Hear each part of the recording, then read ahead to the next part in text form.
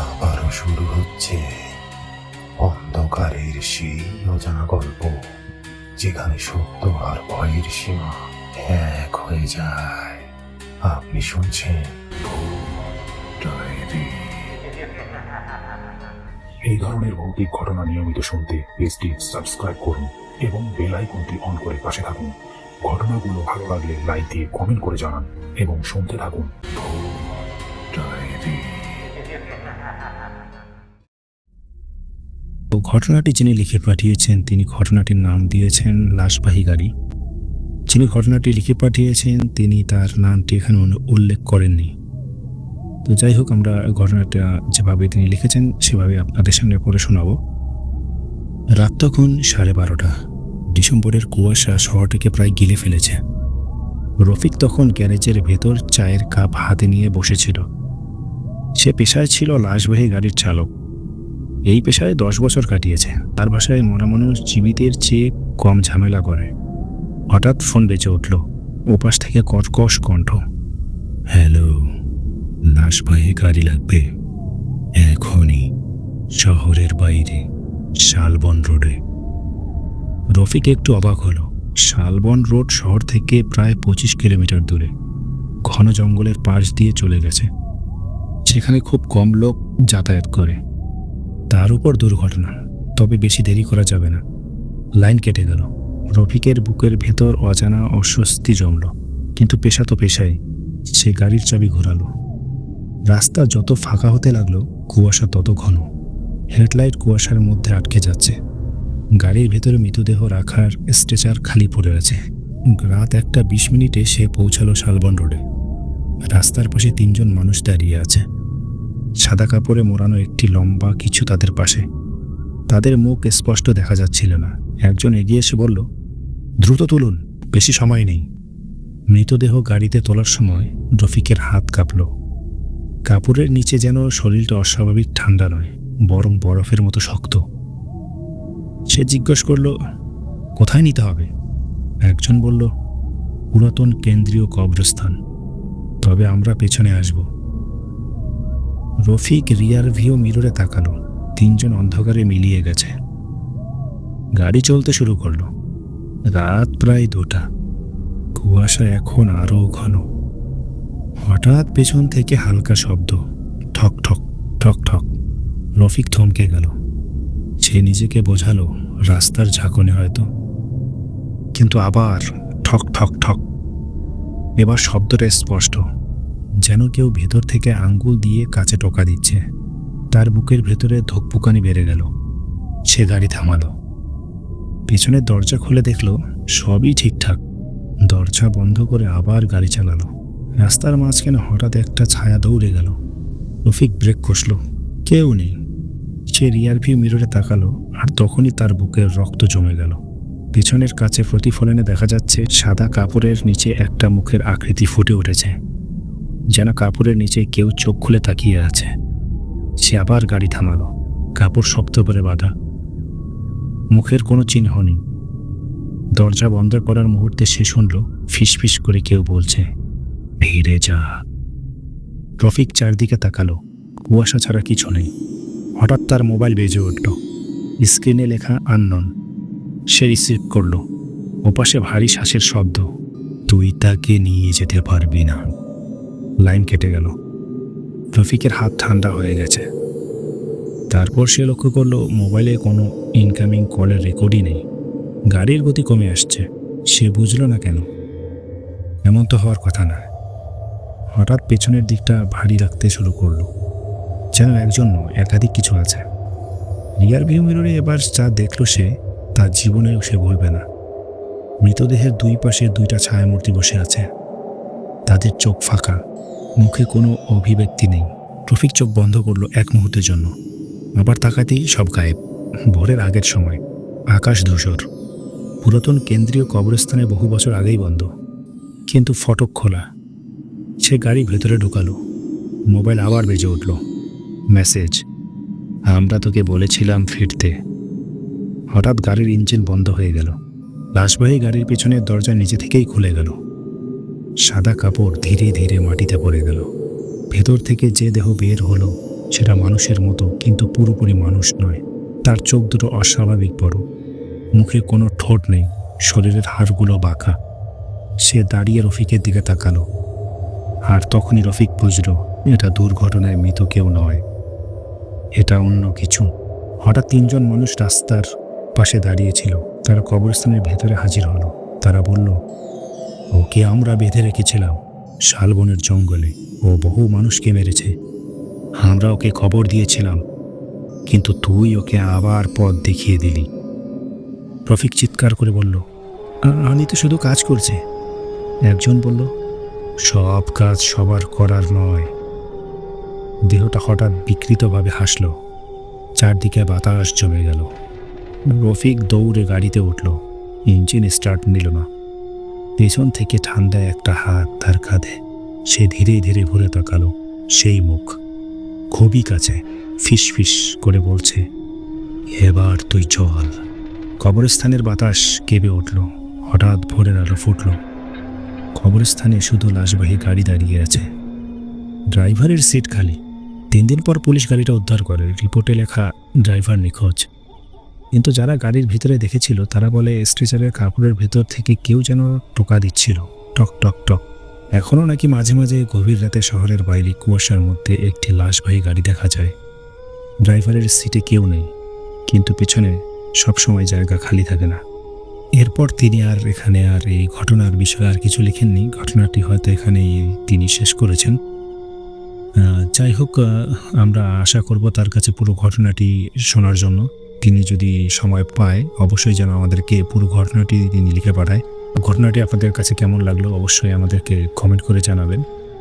আর আমরা চেষ্টা করব আপনাদের কাছে নতুন নতুন সত্য ভয়ঙ্কর ঘটনাগুলো তুলে ধরতে। কথা না বাড়িয়ে আমরা চলে যাচ্ছি পরের ঘটনায়। ঘড়িতে যখন রাত 12টা বাজে, চারপাশ নীরব হয়ে যায়, ঠিক তখনই জেগে ওঠে ডায়েরি। এই ধরনের ভৌতিক ঘটনা নিয়মিত শুনতে পেজটি সাবস্ক্রাইব করুন এবং বেল আইকনটি অন করে পাশে থাকুন। ডায়েরি। যিনি লিখিয়ে পাঠিয়েছেন তিনি ঘটনার নাম দিয়েছেন লাশ খেকোজিন। লোকেশন দিয়েছেন তিনি চর শালিখা কবরস্থান, বরিশাল। সময়কাল সেপ্টেম্বর 2012। ঘটনার মূল সময় রাত 1টা থেকে ভোর 4টা। যাই হোক, তিনি যেভাবে লিখেছেন আমি সেভাবে আপনাদের সামনে ঘটনাটি তুলে ধরছি। গ্রামের মানুষ বলে সব জিন নাকি খারাপ না, কিন্তু কিছু জিন আছে যারা মানুষের গন্ধ পছন্দ করে না।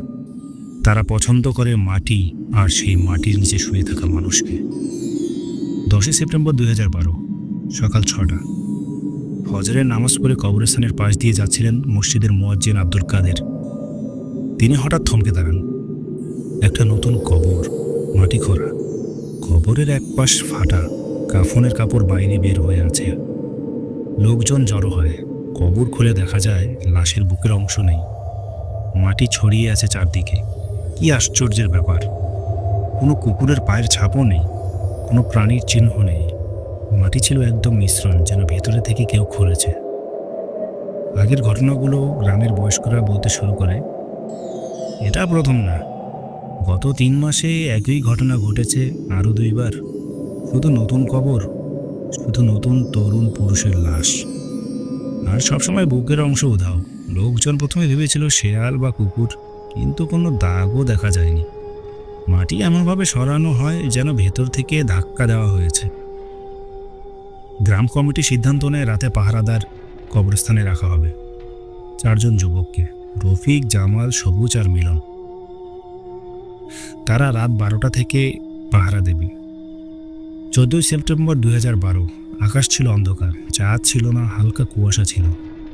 রাত 1টার দিকে হঠাৎ বাতাস ঠান্ডা হয়ে যায়, স্বাভাবিকের চেয়ে অনেক বেশি ঠান্ডা।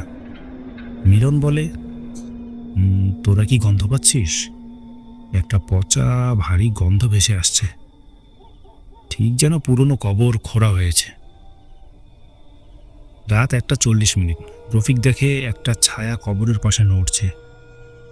প্রথমে মনে হয়েছিল মানুষ, কিন্তু ছায়াটা ছিল অস্বাভাবিক লম্বা, মাথাটা একটু ঝুঁকে আছে, হাত দুটো হাঁটুর নিচ পর্যন্ত, আর সে ঝুঁকে আছে নতুন কবরটার দিকে। জামাল টর্চ জ্বালাতেই ছায়াটা হঠাৎ সোজা হয়ে দাঁড়ায়। টর্চের আলোয় তারা দেখে চোখ দুটো অস্বাভাবিক উজ্জ্বল, মুখের অংশ অন্ধকারে ঢাকা, আর তার মুখ থেকে শব্দ আসছিল, একটা ফিস ফিস গলা। ছায়াটা কবরের দিকে ঝুঁকে পড়ে, মাটি নিজে থেকেই ফেটে যেতে শুরু করে। কেউ কোদাল চালায়নি, কেউ হাতও দেয়নি, মাটি যেন ভেতর থেকে টানছে। চারজন দৌড়ে যায়, কিন্তু মিলন পড়ে যায়। সে চিৎকার করে ওঠে। ছায়াটা তার দিকে তাকায়, তারপর হঠাৎ মিলনের গায়ের উপর দিয়ে ঠান্ডা বাতাস বয়ে যায়।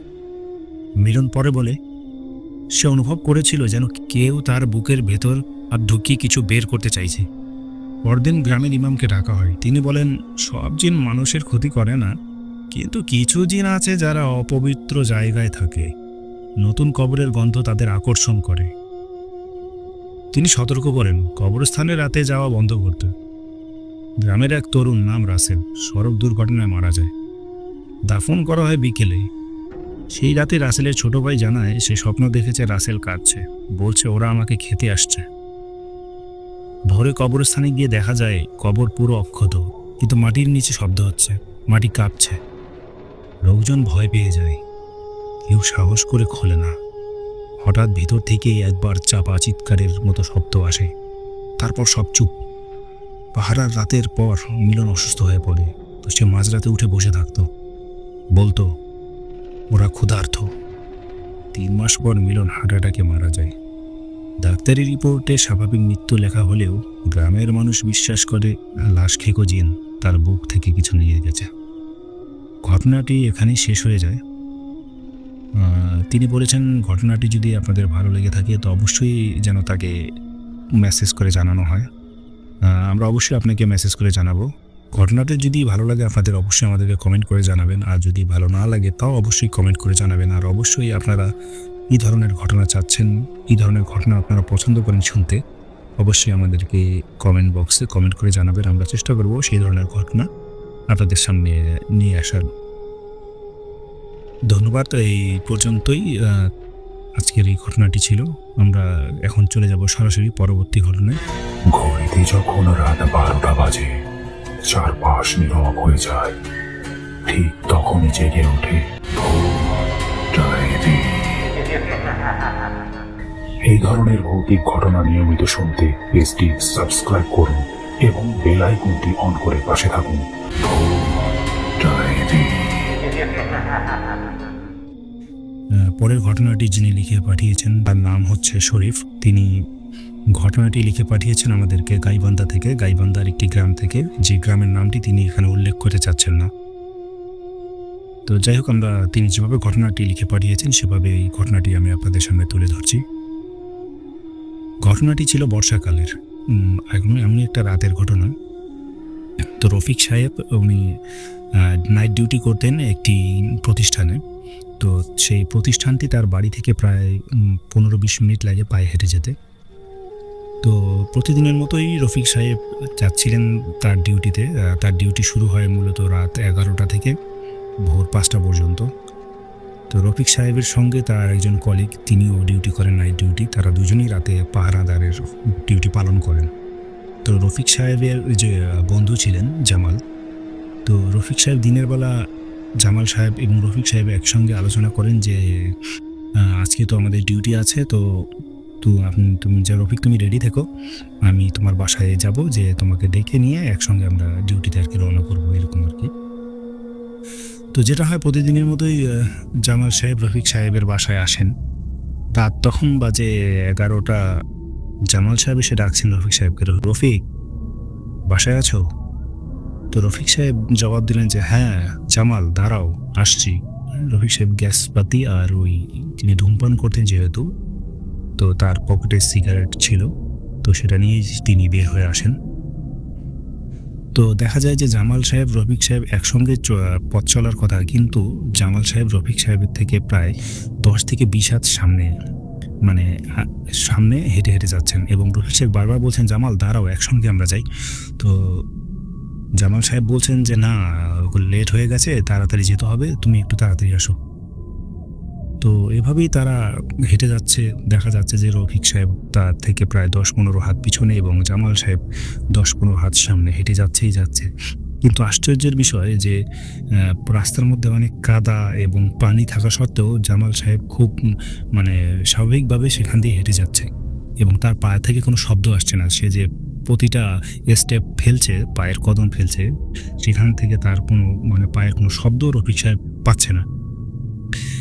তারপর রফিক সাহেব এটাকে স্বাভাবিকভাবেই নিয়েছে। তার ভিতরে তখনও কোনো ভৌতিক কোনো কিছু তার ভিতরে চিন্তা আসেনি যে এটা অন্য কিছু হতে পারে বা এমন। তার কাছে বিষয়টা স্বাভাবিকই মনে হচ্ছিল। তো যেটা হয়, রফিক সাহেব তো বারবার তাকে বলছে, জামাল দাঁড়াও, একসঙ্গে হেঁটে যাই, একসঙ্গে হেঁটে যাই, তোমার সঙ্গে কিন্তু কিছু কথা আছে। জামাল বলতেছে, আচ্ছা কথা বলা যাবে, সমস্যা নেই, তুমি আসো, লেট হয়ে যাচ্ছে, আমরা ওখানে গিয়েই কথা বলবো না হয়। তো এমন সময় দেখা যায় যে সামনে একটা কবরস্থান। তো কবরস্থানের পাশে দেখা যায় যে রফিক সাহেব একটু তার ভিতরে ভয় লাগে। তো তিনি বলেন যে, জামাল একটু দাঁড়াও, আমার একটু ভয় করছে, একটু থামো, আমরা একসঙ্গেই হেঁটে যাই একে। তো জামাল সাহেব যেটা করলো, সে বললো যে, ভয় কিসের, আমি তো আছি, সমস্যা নেই, আসো তুমি, লেট হয়ে যাচ্ছে অনেক। তো এ পর্যায়ে রফিক সাহেব তারপরও তাকে বলে যে, ঠিক আছে একটু থামো, কতক্ষণ আর লেট হবে, 5-10 মিনিট লেট হলে সমস্যা নেই, থামো তুমি, একসঙ্গে আমরা হেঁটে যাই। তো জামাল তার কোনো কথার জবাব দেয় না, সে হেঁটেই যাচ্ছে, বরাবর হেঁটেই যাচ্ছে। তো এমন সময় দেখা যায় যে তারা যে রাস্তা দিয়ে যাচ্ছিল, সেই রাস্তার কিছু সামনেই দেখা যায় যে একটি খাল। তো খালের উপর দিয়ে একটি শাঁখো গেছে, বাঁশের শাঁখো। তো ওই দিনের বেলায় দেখা যায় যে সেই শাঁখো দিয়ে মানুষ পার হতে গেলে অনেক আস্তে আস্তে আর কি, দুই শাঁখোর দুই পাশে বাঁশ ধরে, দুই হাত দিয়ে বাঁশ ধরে আস্তে আস্তে 1 পা 2 পা করে সেই শাঁখোটা পার হতে হয়, খুব স্লোলি ভাবে আর কি। কিন্তু রফিক সাহেব খেয়াল করলেন যে জামাল সাহেব সেই শাঁখোর উপর দিয়ে দৌড়ে দৌড়ে পার হয়ে যাচ্ছে, এত দ্রুত দৌড় দিচ্ছে শাঁখোর উপর দিয়ে, যেটা সাধারণ মানুষের পক্ষে কখনোই সম্ভব না। তো রফিক সাহেব সেখানে তো বুঝতে পারলো যে আমি কিসের পাল্লায় পড়ে গেছি। তার শরীরের সমস্ত পশম লোম সব দাঁড়িয়ে গেছে, এমনকি তার বুকের ভিতরে ধরপড় শুরু হয়ে গেছে যে, হে আল্লাহ, আমি এটা কিসের পাল্লায় পড়েছি। তখন সেই শাঁখোর উপর দিয়ে সেই জামাল সাহেব দৌড়ে যাচ্ছে এবং বলছে, রফিক তাড়াতাড়ি আসো, লেট হয়ে যাচ্ছে।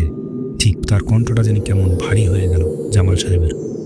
তখন রফিক সাহেব দোয়া দরুদ পড়া শুরু করলো এবং তার মুখে সবকিছু দোয়া দরুদ ঠিকমতো সে উচ্চারণ করতে পারতেছিল না, এমন একটা ঘটনা ঘটে যায় সেই সময় আর কি। তখন রফিক সাহেবের মাথায় তখন মনে পড়ে যায়, খেয়াল চলে আসে যে আমার পকেটে তো গ্যাসবাতি আছে এবং একটা সিগারেটও আছে। তো তখন তিনি কি করলেন, সেই সিগারেটটি জ্বালিয়ে নিলেন। জামাল সাহেবের আর কোনো শব্দ বা তাকে সামনে বা পিছনে কোনো দিক থেকে তাকে আর খুঁজে পাওয়া যাচ্ছে না, জামাল সাহেব উধাও হয়ে গেল। তো হঠাৎ করে রফিক সাহেব সেই সিগারেটটা মুখে নিয়েই কোনো রকম আর কি শরীরে শক্তি সঞ্চয় করে বাড়ির দিকে রওনা দিলেন। তো বাড়ির দিকে রওনা দিতে দিতে তিনি দূর থেকে দেখতে পেলেন যে জামাল সাহেবকে, কিন্তু জামাল সাহেবের যে আকৃতি, মনে হচ্ছে যে 5-6টা মানুষ যদি একটার উপর একটা দাঁড় করানো যায় যত বড় হবে, ঠিক তত বড় জামাল সাহেবের আকৃতি।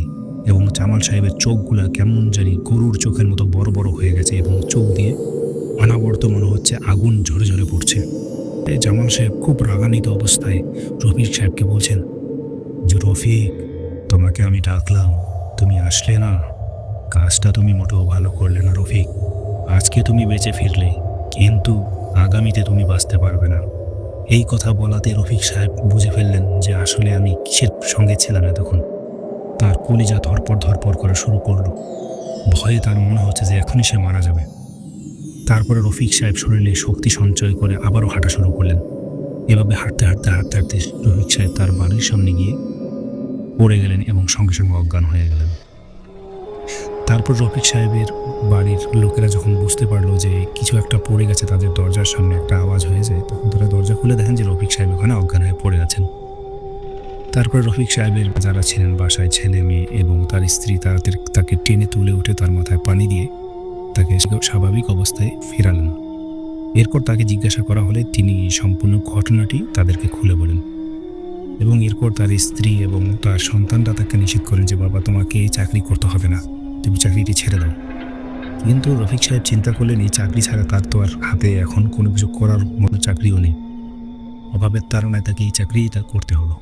পরের দিন তার জামাল সাহেবকে ডেকে পাঠালেন যে, জামাল, তুমি এটা আমার বাসায় আসো। ফোন করে তাকে ডাকলেন।